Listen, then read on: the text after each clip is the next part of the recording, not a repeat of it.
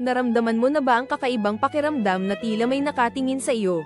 Kahit wala namang iba, ang misteryosong sensasyong ito ay karaniwan. Hindi lang ito guni-guni, may siyentipikong paliwanag kung bakit ang ating utak ay laging naghahanap ng mga potensyal na banta. Alamin natin ang lihim sa likod nito at kung paano tayo pinoprotektahan ng ating utak. Ang susi ay nasa visual peripheral processing. Ito ang kakayahan ng mata na makita ang mga bagay sa gilid ng paningin nang hindi direktang nakatutok. Ang bahaging ito ng utak ay lubhang sensitibo sa galaw, hugis, o pagbabago sa liwanag at anino. Ito ay isang sinaunang mekanismo, idinisenyo upang mabilis tayong makakita ng mga posibleng panganib para sa ating kaligtasan.